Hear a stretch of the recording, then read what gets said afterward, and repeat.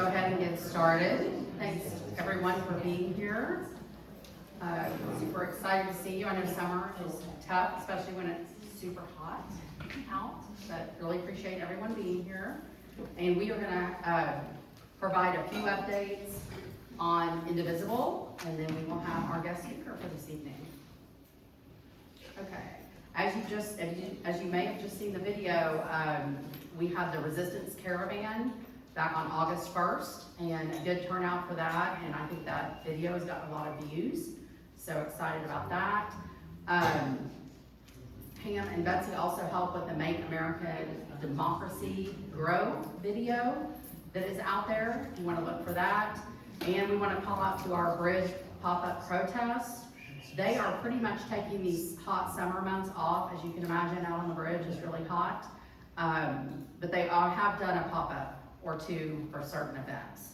So, and I know they are looking for other folks to get involved. If that's something that you're interested in, maybe when it cools off a little bit, reach out to us, let us know, we can get you connected. Okay, also wanted to mention that our care committee is working with Iron Gate, and they've had family volunteer nights. The next one is on Friday, September 18th. You can scan this QR code if you want to. You can also just visit Iron Gate Tulsa events and register your family. So everyone, I think there's a limit on age maybe, but check out that information.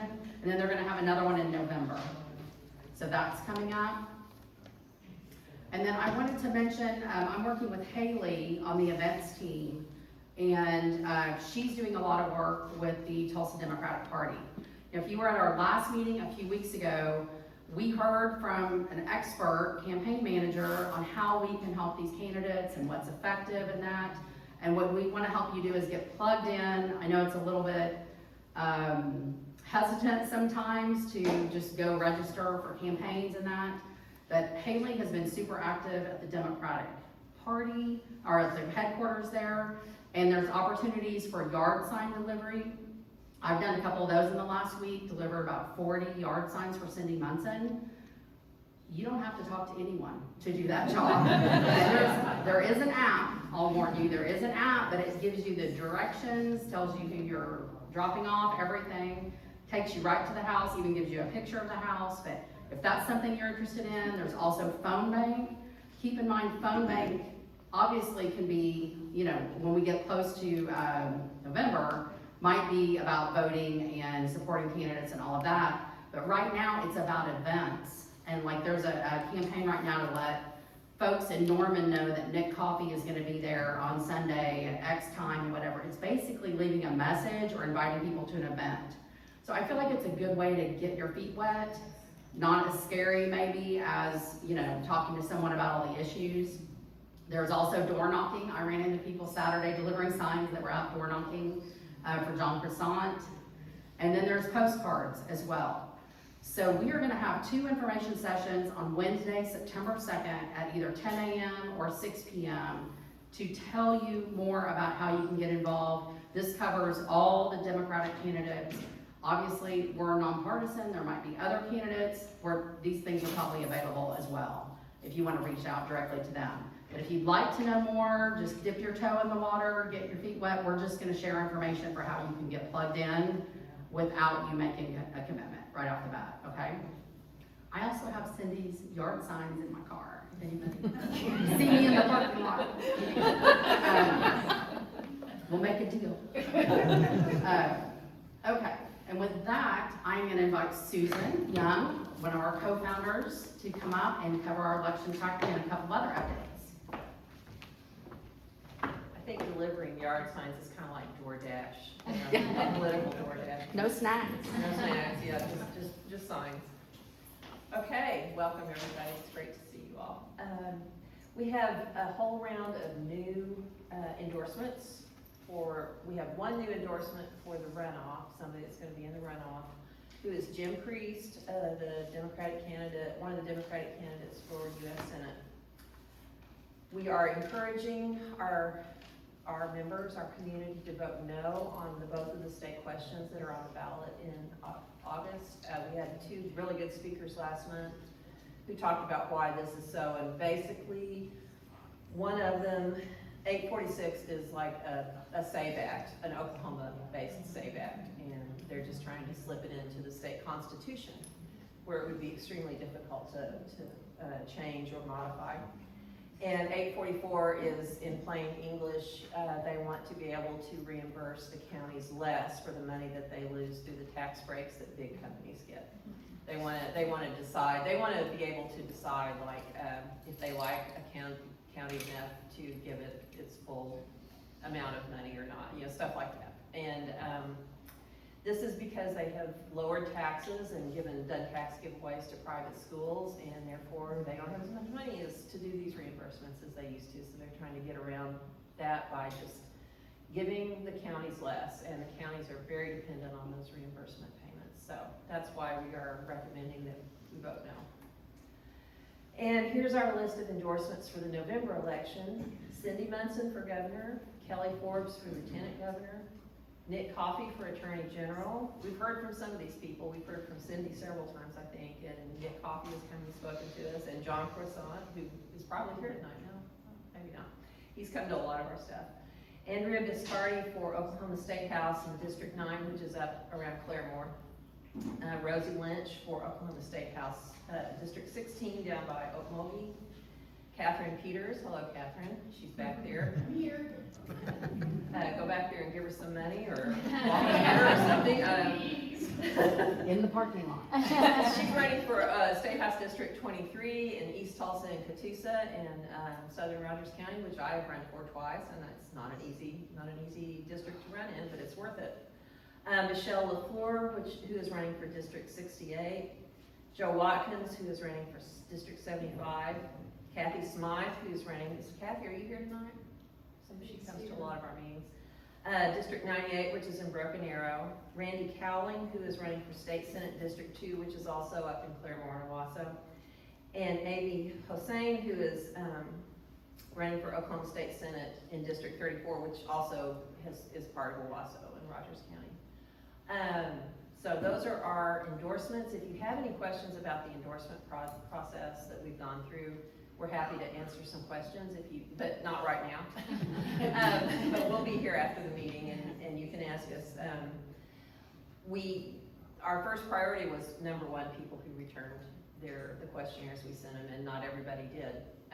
And so if somebody that you really liked did not get endorsed by us, or we endorsed somebody else, probably a lot of it is because they didn't return the questionnaire. And we can only go on what information they give us, and if they don't give us any information, we got nothing to go on. So, but we are real happy with our slate, and we are real happy with these people, and we're encouraging you to do what Beth is talking about, and just help those campaigns out, and we're going to give you the means and ways to do it.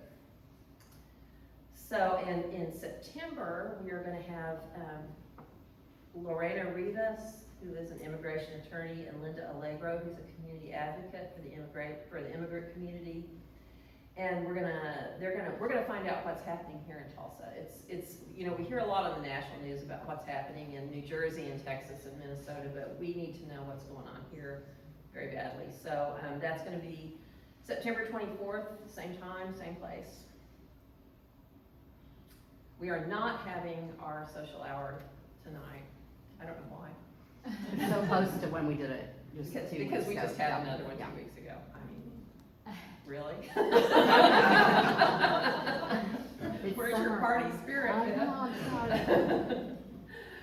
And now we're going to have our wonderful guest speaker tonight.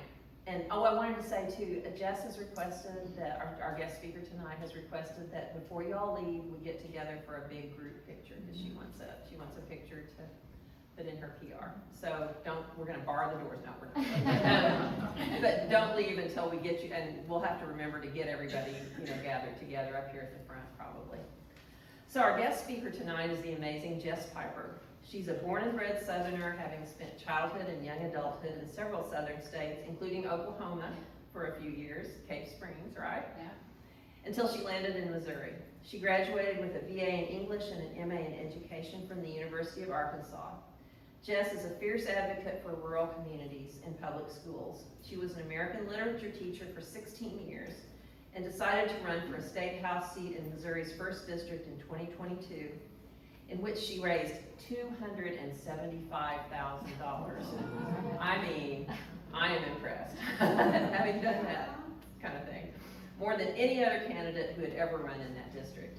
Although she lost that race, she continued her activism and now is executive director of Blue Missouri, a campaign crowdfunding PAC that has raised almost $600,000 for Missouri state legislative candidates since 2017.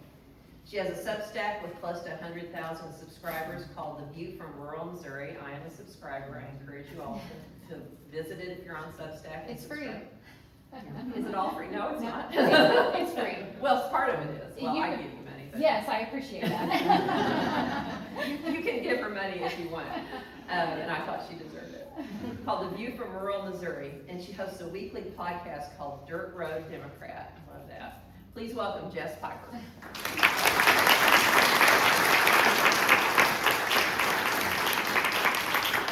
Appreciate you guys. It's good to see everybody here in Tulsa. It's hot. Oh my God, it's hot.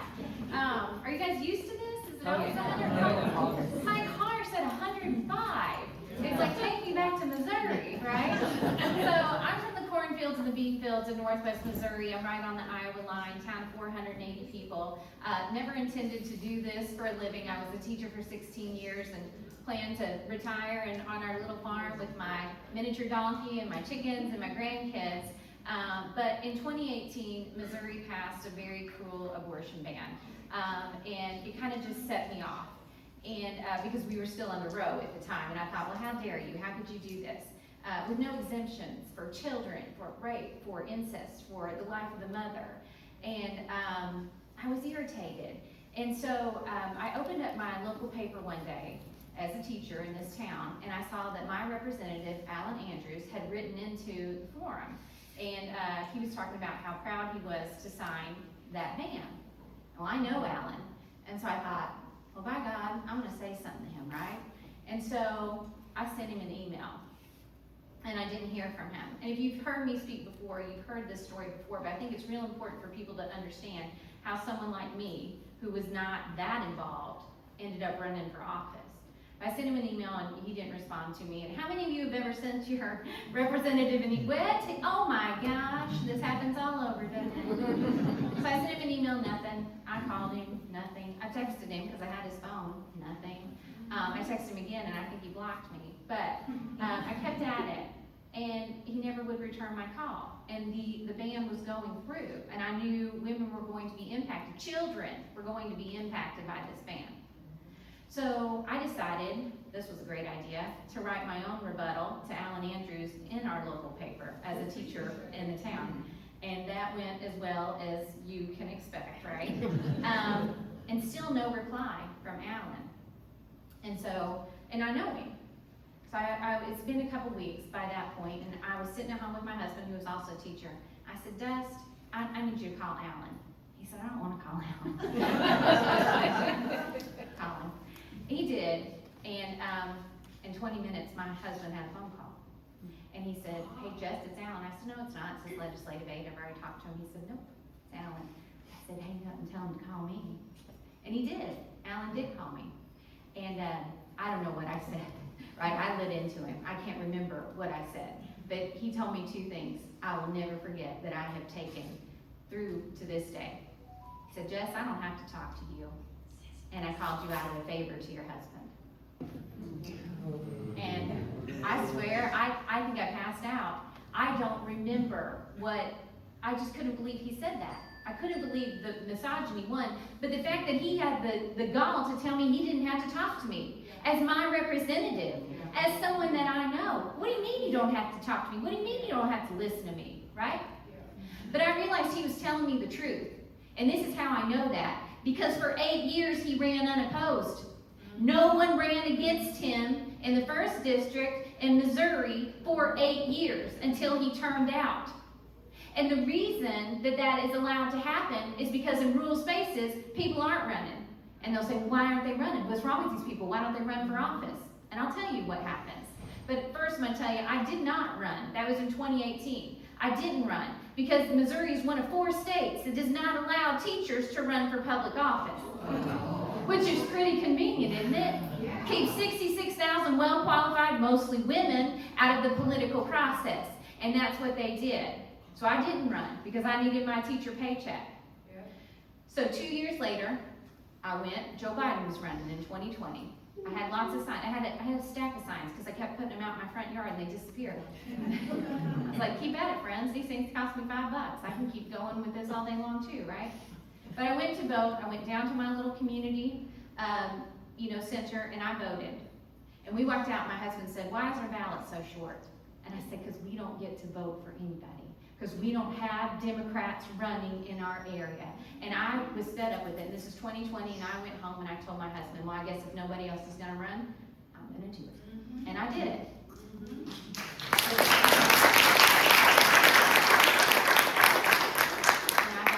Kicked. I got taken to the woodshed. It was ugly. But this is what happens. I ended up getting 25% of the vote, which sounds like a gut punch. But what happens when no one has run for a decade? How are people going to know who to vote for? I was talking to people and they said they've never met a Democrat. They said they've never seen a Democrat. And because I show up looking like I do, I don't even have blue hair, right? They don't even believe me, right? No, I'm a Democrat, I promise. And I know you guys are nonpartisan, I'm partisan, so that's how it's going to be. So I decided to run, and I got beat like that. But the fact of the matter is, I ended up raising so much money. I raised more money than any legislative candidate across the state, including St. Louis, including Kansas City, and Springfield, and Columbia, and all those places. And what happened is people are like, what the heck's happening in Northwest Missouri? How is this woman getting so much money? It ended up being an open seat. I didn't run against Allen. So I ran for an open seat, which is an even better chance of a Democrat winning. They had 5 people decide they were going to run on the Republican side. Those 5 people were all not qualified, not at all. And as soon as the Republican Party heard about me and found out about my money, they got together real quick and they found a candidate and they put that candidate on the very last day of filing. And then you know what they had to do? They had to drop $100,000 in a race they hadn't thought about in decades, right? And that's what we do. So when people say, what's the use of running? That's the use of running. When I ran in 22, 40% of the seats were uncontested. 40%. So when people rub my nose in it and they say, well, you get what you vote for. Well, who do I have to vote for, friend? There is no one on my ballot. So I decided I was going to be the person on that ballot. And 25% of the people came out. And after that, after I didn't run the next year, someone said, well, there's no one running again. There's no point. She got 25% of the vote. You're willing to leave 25% of the people on the table? You're willing to do that cycle after cycle after cycle? Do you understand how apathetic people get when there is no reason to show up at the polls? That's why it happens. So I decided at that very minute, I couldn't win that race. And if someone needs to close that door, go ahead, because people are like, what is going on in there, right? They've got a lunatic at the mic.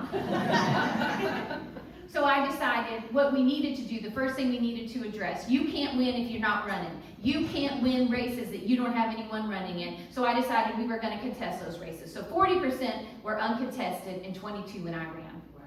This year, 2%.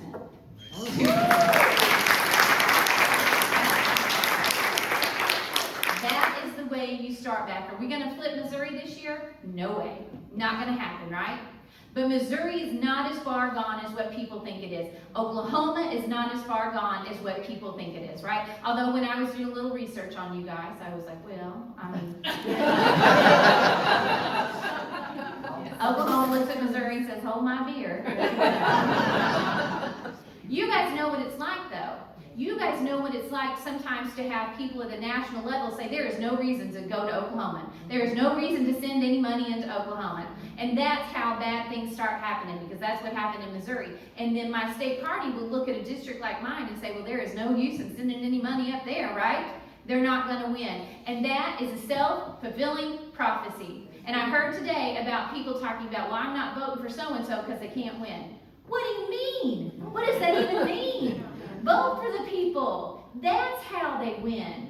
We have decided that we are in a place that we can't change, and that's not true because I'm seeing it across the country. I'm in Missouri all the time. I have 4 events this week. One yesterday here, another here. I'm going to Springfield. I'm going down to south of St. Louis because people need to understand there is a reason to run everywhere. There is a reason to compete in rural spaces. There was a study done by the University of New Hampshire last year, and they said this: if 3% more rural folks would have turned out for Kamala Harris, you would not be standing on bridges on Saturdays, right? Because she would be in office. But you can't bring another blue vote out of your big cities. You just can't. I can go into Kansas City and talk all day long. I'm preaching to the choir. I need to get out in these spaces that no one thinks that they've never seen a Democrat. They've never heard a progressive message.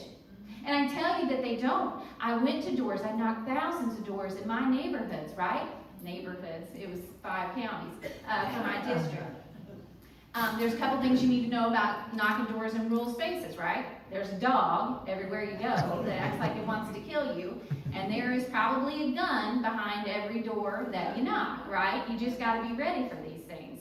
But when I would knock doors, and when I would talk to people about what we needed, I was talking to them about the roads, about the schools. 33% of Missouri schools run a 4-day week. 33%. You know why? Because we are 49th in teacher pay and we are 48th in educational funding. Now you guys might be 50th. This year we shorted schools $190 million and we turned around and gave $60 million to private religious schools. What are we doing? You can give someone like me 20 vouchers. It does not matter. I've got no place to use a school voucher. The closest school that accepts a voucher is 56 miles one way and it's Catholic and I'm not Catholic, right? This is a problem. And when I knock those doors, and people say, well, did you just knock Democratic doors? Are you kidding? There's 4 of us, right? I knocked Republican doors. Republican door after Republican door, right? If it had a MAGA sign, I went ahead and went on because I might as well be, banging my head against a brick wall. But if they didn't have a flag flying, I'm going to go in and talk to them. But the difference between what I wanted and what they wanted is that much. We all want funded schools. We all want sidewalks. We want our roads paved. We want to make sure that we have access to hospitals and to health care. But when I would get to the end of my pitch, they'd say, I love it. Are you a Republican or a Democrat? Because I'm smart. I didn't put it on my lid, right? I'd say I'm a Democrat. And they'd say, well, I can't vote for you because I'm a Christian. And it didn't happen once. It didn't happen 10 times. It didn't happen 20 times. It happened consistently. Over and over again. And like I always say, I was born and raised a Southern Baptist, right? I don't know what you want to do. You want to have a Bible verse contest? I don't know what you want to do. The reason that this is happening is because of Christian nationalism, which is not Christianity. Don't confuse it. One praises Jesus, and the other one praises an orange God, right? They're totally different things. They have totally different values. They have totally different ways of looking at the world. And they are not the Christians that we knew. And I ended up leaving the church. You know why? Because over 80% of the people in my Southern Baptist faith voted for that man. They voted for him. Knowing in 2016 that he said he grabs women by the you-know-what, that he stands at a microphone and makes fun of a disabled reporter, that he will go after anybody and everybody, and they voted for the man. And then they did it again in 2020. And they did it again in 2024, knowing he was a convicted rapist. And they have the gall to turn to people like you and tell you that you are not the party of pro-life, right? That you're the party of death. Well, excuse me. This is what I need them to know. You are the people who care about giving kids an education, about making sure they have health care, about making sure their parents have affordable housing and living wages. You are the ones who care about the lives that are born, so reject that title every single time. You're the pro-life party. You are the pro-life party.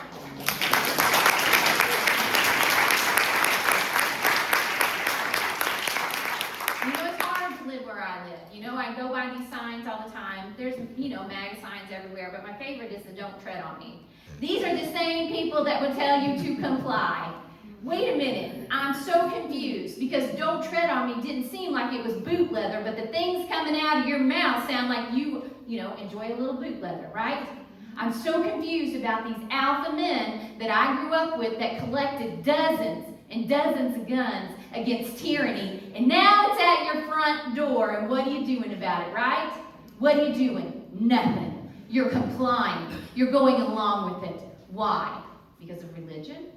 Because of abortion? Because of guns. And people always say, why do they vote against themselves? Because basically those two things, abortion and guns, right? That's why you need a candidate knocking doors who is from the community that they're knocking doors in. This is why when I would go to doors and someone would call me a gun grabber, well, excuse me, I don't want your guns, I got my own, right? I want nothing to do with them. When someone would call me a baby killer, well, my 5 kids would tend to not agree with you, right? My 4 grandkids would be horrified at the things you're saying.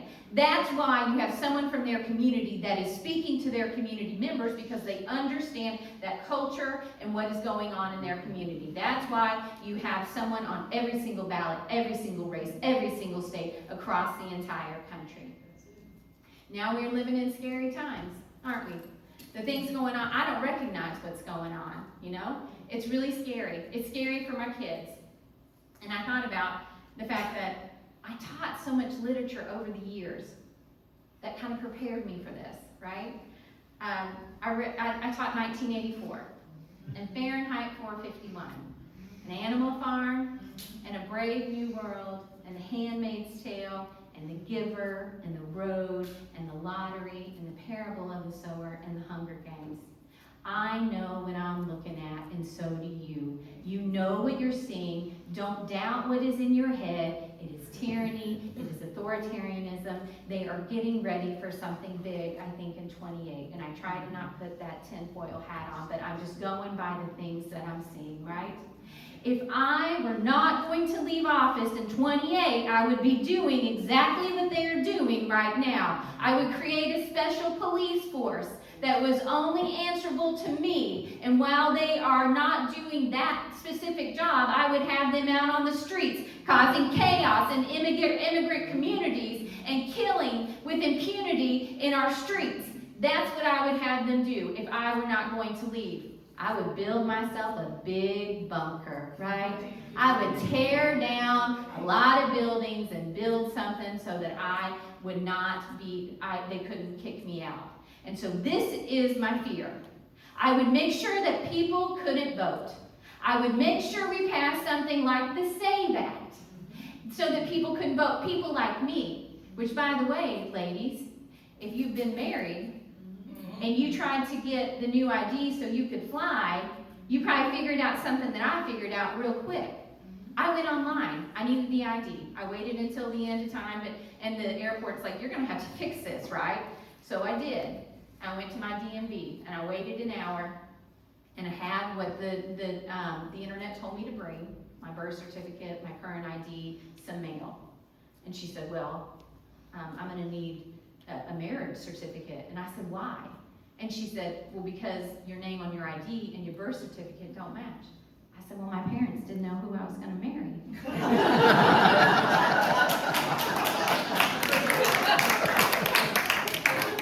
You're amused, she was not. So I said, what do you mean? My husband just got his. And she said, this is what you have to do. And this is something. I've been married twice. I am quite the sinner, right? Twice. I said, what do you mean? And she goes, well, you're going to have to get both. And then if you changed your name in between, you got to bring a divorce decree.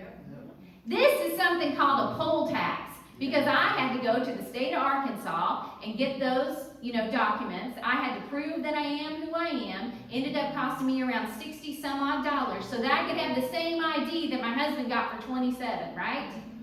But the problem is a lot of people don't have access to that. A lot of people don't have the time that I do. They don't know how to research and find the things that they need to go and get the ID to vote. And I know that your state is looking right now to do the same thing that the SAVE Act did. The entire purpose of it is for voter suppression. It is to keep you at home. And they love to keep the women at home. You guys like to vote for those progressive people, right?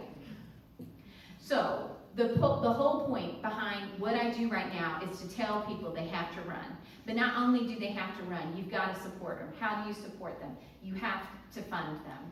And the problem with what we do across the country is that we're not funding these people. And I know what it's like. I raised a ton of money, right? At the end of my race, the end of my campaign, I had more money on hand than the Missouri Democratic Party had.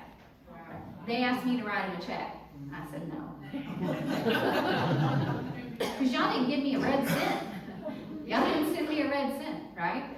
Now, it's not against them necessarily because they don't have the money themselves. And you understand that with working within this party. They don't have the money either. That's why I do what I do. I raise money from people across the country, 1,400 donors, and they gave over $300,000 to Missouri Democratic nominees. And now, there's something that we do that is different that nobody else does. Nobody. You'll hear a lot of people say they give to flippable races. What's a flippable race? How do I know it's going to flip? Somebody hasn't run somewhere in 20 years. How the heck would I know, right? So what we do is we start with the people who have raised the least amount of money. And we fund them first. And we bring up the funding floor. So this year, because of donors in Blue, Missouri, there's no candidate running for state office that has less than $8,000 because we brought that up, right? Yeah.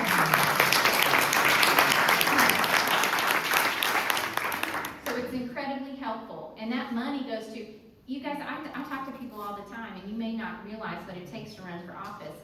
People are lending their own money to their campaigns. I talked to one woman who was a teacher, and she said, thank God I can pay myself back the $3,500 that I loaned to myself, right? I'm going to tell you what I did that's kind of embarrassing and not fiscally responsible. I took out my teacher retirement, and I lived on that for 2 years while I ran for office. That's what people are doing. I'm going to tell you something even worse than that. When people say, why don't they run in these places? I'll tell you what happened to me. I decided to run. I was still teaching till the end of my contract. COVID happened. I went down to Kansas City. We had no mitigations, no masking, nothing. We just were meeting with the kids. And I protested with NEA. And I ended up making it on the news. And my superintendent saw it. And my husband taught in the same school I did. Both of us taught in the same school. I was tenured, and he was not. And 2 days later, he got a phone call telling him that his services were no longer needed at the school. So when people say, why don't they run? Well, they lose their jobs, right? They lose their family members, they lose their churches, they lose their communities, they lose these things. And that's why it's difficult. But I always tell people, if I can do it, you can do it. We can do this. And the only way it gets better is showing up. The only way that people know that you are here is by you driving around in those neighborhoods, by you having signs, by you telling your neighbors, it's okay to be a progressive in this space. It's okay to say that ICE should not be attacking your neighbors. It's okay to say your tax dollars should go to things that actually benefit you, right? Those are the things that they see when you are out there in your communities and doing these things, and that's why we show up. How do you talk to your neighbors? You've got to actually talk to them. I ended up going to doors, and I live in a place that people say, well, the Democrats left. Well, guess who else did? The Republicans. I have never had a candidate knock my door in my farm in a decade. Nobody has called. Nobody has asked me for their vote. Not a Democrat, not a Republican. But you know what the Republicans have? The churches. 3 times a week. 3 times a week. Not every church, but some of them. They hear the same thing from the pulpit. The same thing that they told to me at that door. You can't vote for this person because you're a Christian and they don't believe like you do, right? We don't have that in spaces. We need to get back to those spaces. We've got to have parties with our friends. We've got to invite people over. We've got to have coffee. We've got to go out to the place. Now, you guys have coffee shops. I don't have coffee shops. I'd have to meet somebody in the cornfield. But you, it's much easier for you, right? Do those things so that people see you. And then I want you to talk to your neighbors about things like this. They've conducted these mass deportations for 2 years. Did it make finding a job easier for you? Did it make your rent go down? They overturned Roe v. Wade. Did that give women paid maternity leave? Did it make the maternal health crisis disappear? Did it make daycares come up? Nothing, right? They've defunded public schools. They've sent your money to private religious schools that a lot of you don't have access to. Has that improved your child's education? Right? Oh, and by the way, what happens when you give someone a voucher? I can tell you exactly what happens in Missouri and Iowa. Those schools double their tuition. They get their tuition was $7,000. You give them a $7,000 voucher, and all of a sudden it's $14,000, right? So who was benefited from that tuition? The church. That decided that their coffers were running low and opened up a school in the basement with uncertified teachers, right? That's what's going on. They've attacked trans people for years. That made them release the people in the Epstein files? No. They started a new forever war. That make your gas prices go down? Right? They've dismantled the federal government. Did that make your food safe? Did that make your groceries cheaper? I mean, we're in the midst of an explosive diarrhea epidemic, right? And I'm a diabetic, so I have to take my life in my hands because I'm eating salad everywhere we go. There's just nothing I can do about it. It's gotten worse. Everything around us tangible has gotten worse. And there is no one with a straight face that can deny it. They can make excuses for it. They can say it's better. They can use their old standby. Well, it's Biden, right? But no one can say that their life is better. And here's the clincher. This is what you tell them. Republicans are in charge of the presidency, Congress, the Senate, and they captured SCOTUS, right? They are in charge of every branch of government, and in your state, they are in charge of everything. Who's to blame? Who's to blame? In Missouri, after COVID, we had some bad test scores from the public schools. And those Republicans could not find a microphone fast enough to say, see, we told you, these schools are no good, these teachers are no good, and this is what I had to say. Who's been in charge of the Department of Education for 22 years? It's you. If everything is bad, it's your fault. You're the one in charge. That's what your neighbors need to hear. Well, they'll say, oh, the Democrats. Where are they, friend? Are they in the room with us right now? Where are they? There's none in charge. You can't blame the party who is not in charge. Remind your neighbors of that. Remind them where you have spaces where you find each other, where you have common ground. There are two things I'm going to tell you that you will find common ground on with every single person you talk about. And it's not healthcare, because they will argue until they're dead that the government should have nothing to do with it while they're on Medicare, right? Right? But here's what you will find common ground on. Public school funding, especially if you are in rural spaces. Every single day of the week, I have never knocked a door and had somebody say, I wish my tax money went to private religious schools. Ever. I'll tell you something else I never heard. Anyone talk about a trans kid or a bathroom problem? Never. At any of those doors. The second thing you will find common ground on is data centers. There is no one who wants a data center in their backyard. Now, we saw this, if you're not familiar with farming communities, there's something called CAFOs, Concentrated Animal Feeding Operations. It's where we have these big barns, thousands of square feet, and they put thousands of animals in there, and they live on concrete, and it's not very nice.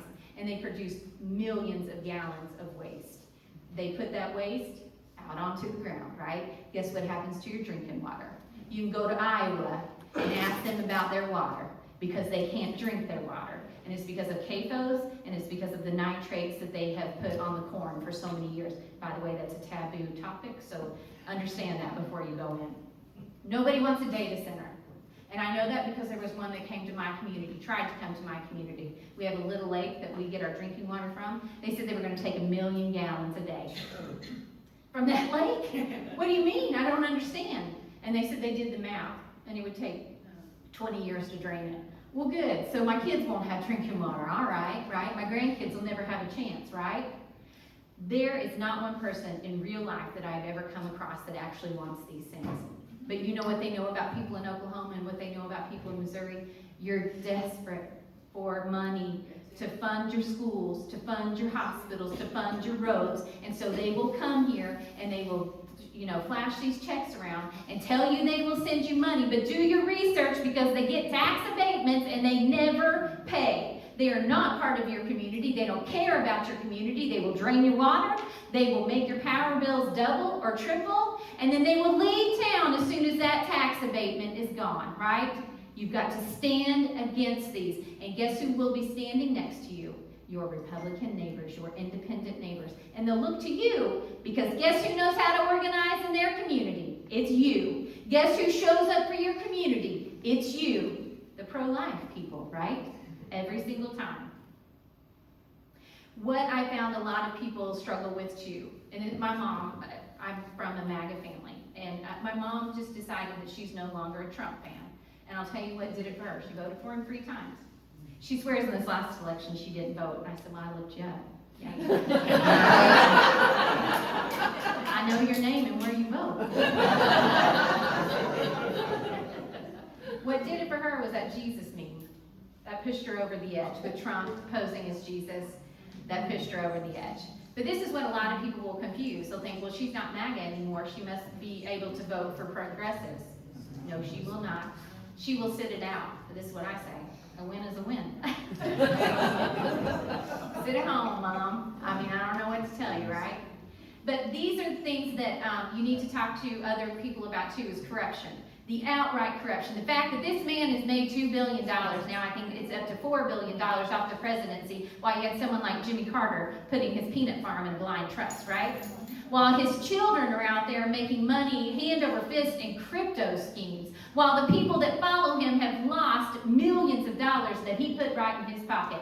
Corruption is a big thing. People can't stand it. So when you say you're struggling with your health costs, you're struggling with grocery costs, what's he doing? He's applying gold leaf to horses in D.C., right? You tell them that. You tell them you're suffering. At least Marie Antoinette told him to eat cake. They're telling us to eat ramen, right? Cake or ramen. I'll take the cake every day of the week. Tell that to your friends and your neighbors. It's corruption. In Missouri, and this is where I wanted to start telling you about some hope that I'm seeing across the country. One, I'm going to tell you about Iowa. I'm positive they're going to elect a Democratic governor. Take my word on it. Their current governor has run the state into the ground. They spent $275 million on vouchers while they're defunding all of their schools. People have had enough. The poisoned water, they've had enough.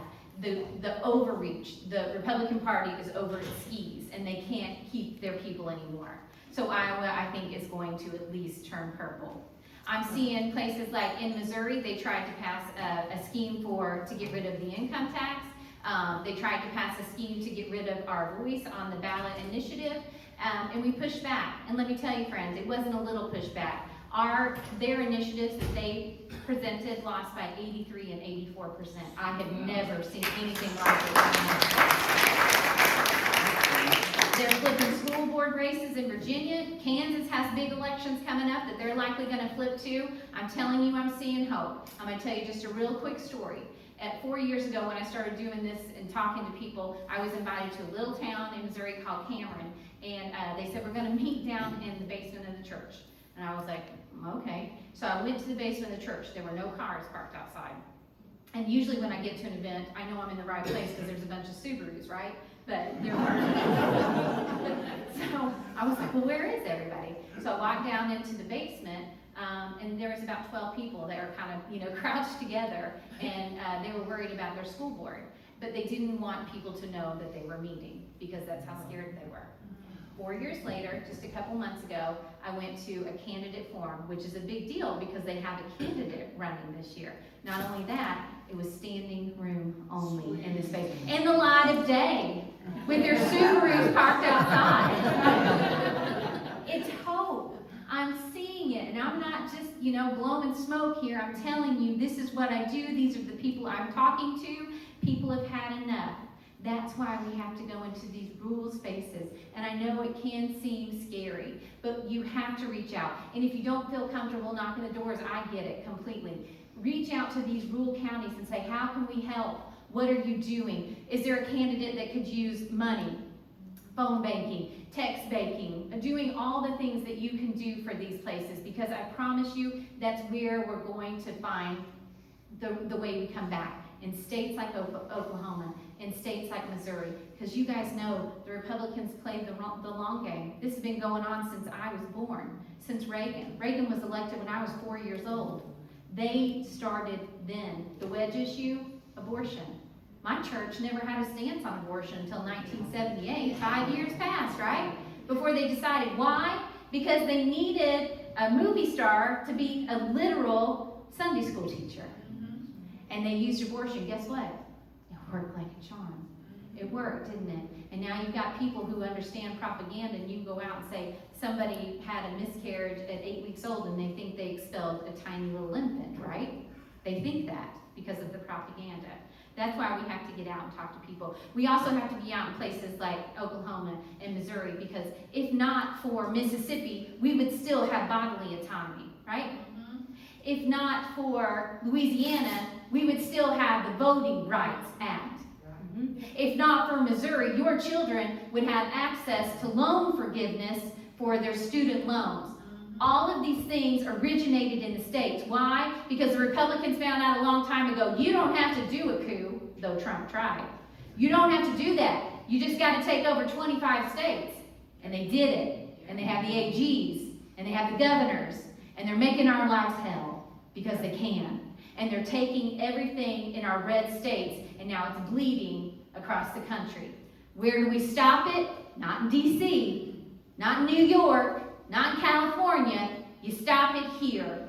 You're the ones who are going to do that. You're the ones standing in front of your neighbors taking the strays. You're the ones standing on the corners doing the work. You're the pro-life party, right? I'm going to leave you with this. It's a quote by Pete Buttigieg. Y'all probably heard of him. He said, Donald Trump is way less powerful than he makes you believe. And you are more powerful than he wants you to think. And I thought that is the most simple and effective line. You're the power. You're the ones they have to suppress. If your voice didn't matter, they wouldn't be doing what they're doing. It matters what you do.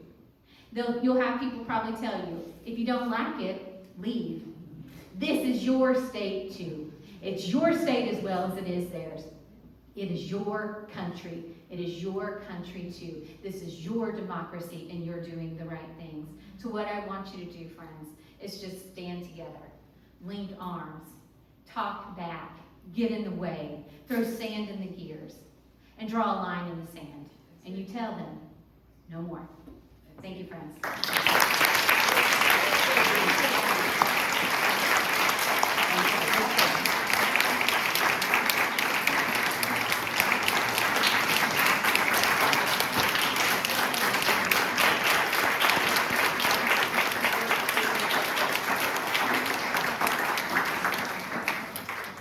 We do have some time for questions if you guys would like to ask any. Yes, ma'am. What did you do to get that kind of funding? How did you do it? OnlyFans. I've got the cutest feet. It was social media. So I broke the biggest rule in fundraising. It's called call time, and you have to sit down and you have to call these donors. And I was like, I'm not calling anybody. I'm not doing that. I was raised dirt poor, never had a dime. You don't ask people for money. And I had, whenever I reached out to the party, they said, well, Rolodex yourself. And I said, what does that mean? They said, call all your friends and your neighbors and your family members and ask them for money. And I was like, what do you mean? I don't know anyone who has any money, right? And so it was social media. And because I talk the way I do, because I'm where I'm from, people thought I was some kind of unicorn. They're like, these people don't exist in these places, right? And so they would send me a few dollars. And this is the key to it. Every time I would get a couple $1,000s, I would make a video. And I would say, you guys sent me $3,000 and this is what I did. I bought these signs. And then, you know what would happen? They'd send me 10,000. And I'd say, look what you did. And I would go out to a farm. And you know those signs they're $112 a piece. Ask me how I know, right? Yeah. So I would buy a bunch of those signs and put them up at farms, up on barns. And I would go and say, look at what you bought me. And what would they do? Send me more money. And I remembered to thank people every single time. I don't know if you guys know, like you probably donate all the time. There are some candidates who will write out a thank you card. And guess what happens when they do that? That person sends them another donation.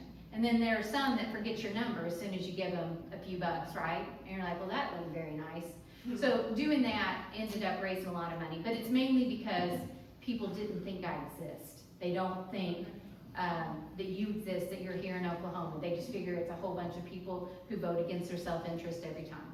And you just gotta tell them that's not true. It was not my piggies that made the money. Yes, ma'am. So the funds you have left over from your campaign, is that what started Blue Missouri? No, it could have. It was ethically okay to do that, but I felt weird about it. So I did end up sending some to the Democratic Victory Committee, which is different than the MDP. And I also sent some to a local dog rescue because I asked my donors, I have this much money left over, what do you think I should do? And so you can't give it to candidates, so. And so I wasn't able to fund any candidates, but that's what I did with it. Did you connect mostly with your constituents through social media, email, texting? Knocking. Documents? Yeah, I called, and this is the thing you guys should know too. In my district, we hadn't elected a Democrat in 32 years, and we've never elected a woman. So I knew what my chances were going in, but I was going to do it with everything I had. But the function I had and the function that you have that you may not realize is I was collecting valuable data that hadn't been collected in 20 years. The doors were all wrong. Every door nearly was wrong. Every phone number was wrong. Everything was wrong. And so the Democratic Party ended up paying for my van access because I was doing so much work for them. I cleaned up the data. So even if you have a candidate running in one of these spaces and you think there is no way they can win, guess what they're doing? They're helping the next person that is not going to have to clean up that data. So that's a huge point that people forget. That's worth a few $1,000s itself, right? Can you tell us how Blue Missouri did get started? Yeah, so my friend Michelle Hornish, after 2016, after the election, she was so upset and didn't know what to do with herself, and she started looking around at Missouri, because a lot of times we tend to think of things in the DC way, right? But we really need to, politics is local, right? And it's true. And she realized at that time there were 50% of the seats uncontested. There's no way to do anything if no one's running. And so she started there, raising the money, and like she said, we're over $600,000 now. We are the biggest donor to the Missouri Democratic Party. We give more money to the Missouri Democratic candidates than the party does. And that's not from people just from Missouri, they're from all over the country that believe in what we're doing. So how do you choose who to endorse and who to support? So we start from the people who have the least amount of money. Okay. And so sometimes we'll call somebody and they've raised $1,000, and I said, we've got money for you, and they'll say, I'm a placeholder, I'm just doing this because so-and-so asked me to do it, I don't want to take the money. That happens actually quite a bit, and then so we just move to the next. But if a race is uncontested, we don't give them anything. Like if it's a Democrat, there's no reason to give them money if it's uncontested. If it's in a really safe district, say in St. Louis, we're not giving them money because there's no reason they're going to win. We give the money to the people who need it. And that's why everything's flipped on its head, because everybody gives to flippable races. And I love to use Amy McGrath as you know, a test case. She was a fantastic candidate. She should have won office. But you know, $10 million, $20 million into a race while everybody else in the state couldn't get $500. Well, what did we do? When they had to drop $100,000 in my race, well, there's 163 districts in Missouri. What if they had to drop $100,000 in every race? They wouldn't have any money. You know what else happened when I ran? That candidate couldn't go somewhere else and knock doors for somebody else. He had to stay home. He had to show up to forums. He had to go to parades. He had to knock doors. He had to face me. Because this is my thing. You're probably going to kick my butt, but I'm going to make you work to do it, right? You're going to work to do it.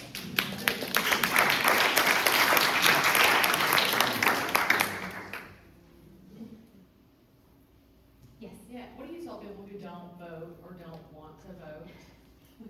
I understand the apathy. So in Missouri, we passed, because we have the ballot initiative, so we expanded Medicaid. We beat back right to work. We have a higher minimum wage. We're going to $15 an hour. We have legalized weed and an abortion ban, right? So it's messed up. But because of this is how we know it's not a red state, because they win overwhelmingly these progressive agenda items. But the problem is, because there's a supermajority, when we do these things, they're like, good for you, it's not gonna stand. We overturned an abortion ban a year and a half ago. We still have a ban. They're gonna put it on the ballot in November and make us vote for it again. We just voted for it. That's how apathy happens. Because people say, what's the point? I told them, and they don't listen.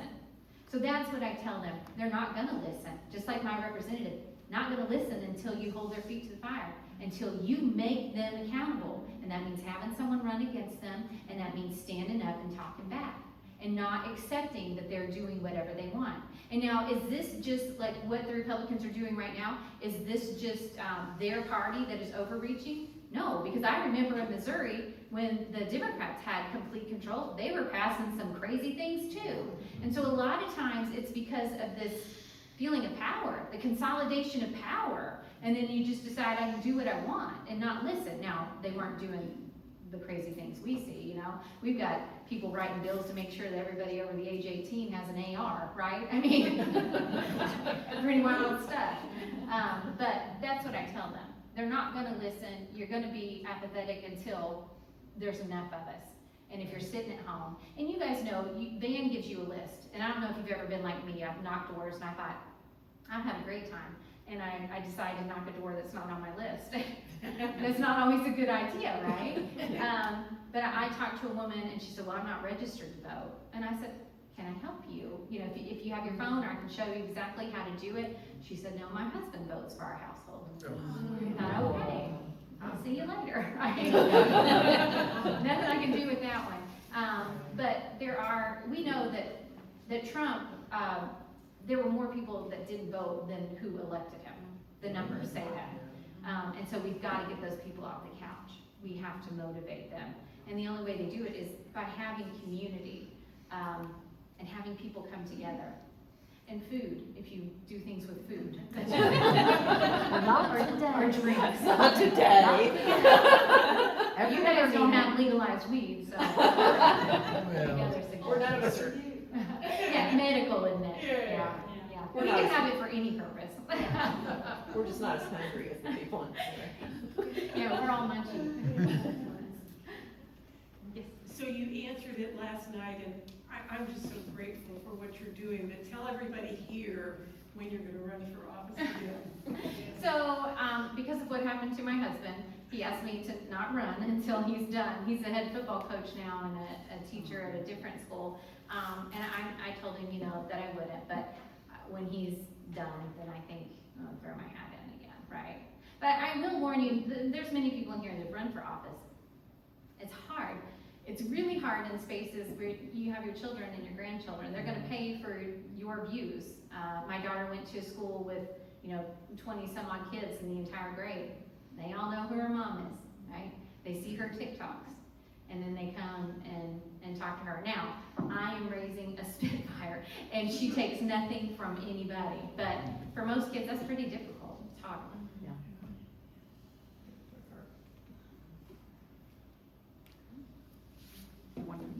Yes. Or do you Yeah, I've got a couple of.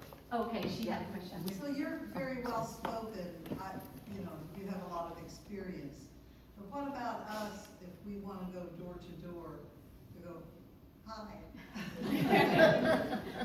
Is there, I think we need some training. Or how training.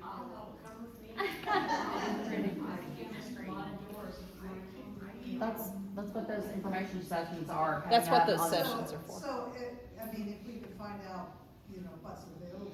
Yeah. Yeah, you'll wanna- Skills. Yeah, look for your local trainings and for people who are, skilled at doing this. Now, I didn't knock a door until 2018 when Claire McCaskill was running against Josh Hawley and lost against Josh Hawley. But I remember I thought, well, I'm gonna knock doors in my little town, 480 people. And they sent out a college kid. It was so funny. She was from Columbia. I don't think she'd ever seen a cow before, right? And so they send her out to my neck of the woods. And she goes to the first door, which is one of my neighbors, and she knocks. She said, my name is so-and-so. I'm from Columbia. Would you like to talk about politics? No. And so, even though I never knocked a door, I knew that was probably not the approach. So what I always do is say, hey, my name is Jess. I live in Roger Lyon's old place. I was a teacher in Maryville, you know, for the last 6 years. And, you know, Claire's running, and this is why I think that, you know, she deserves our vote. And so it wasn't getting real specific with people. Now, when I was running and knocking for myself, that was very specific because people wanted to nail me down on a lot of issues, which is fine. But you've also got to be ready to talk for an hour. I mean, I knew where I was knocking, but people would invite me in. And for most people, they'd be like, I'm good, right? But I was like, sure, put some coffee on, right? It's gonna be a while. But it can be intimidating. The most intimidating thing in all of this is door knocking. It's usually something that people work up to. They'll phone bake for a while, they'll text, they'll write postcards before they start knocking. But you've got a huge resource here. I will say that as a white-haired woman, it's a good way to be to knock doors because everyone will open to an older lady. I mean, it's amazing. I had some young men who were door knocking or were driving me, and my manager said, "Get them to knock doors." Nobody will answer to a young man. They just won't do it. But for a gray-haired woman, they're just like, "Hi, honey, are you hot? Would you like a glass of water?" I'm not going to vote for you, but bless your heart. And that's what a lot of people would say, oh my gosh, weren't people really mean to you? And I was like, no, they actually weren't. I had 2 really bad doors, but other than that, people were really nice. And they would tell me to my face, I'm not voting for you. But it was not awful. It's not what you think it is. You know how keyboard warriors are a lot different in person, and that's how it was. Everybody was nice, pretty much. I was knocking a door, the worst door I ever had, the lady snapped at me because I laid the literature over the little handrail. And she said, "What are you leaving that?" And I said, well, and I identified myself. And she said, "I don't want that, I want to throw it away." And I thought, I'm not gonna throw it away. So I picked it up, and as I walked across the street, I found $5 on the car.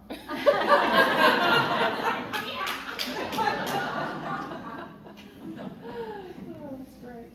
You had some questions? No, I don't have. Oh, okay. I've just got some announcements Okay. that Ray gave me. And then the I picture. really Yeah. appreciate you guys. Could we do a quick celebration?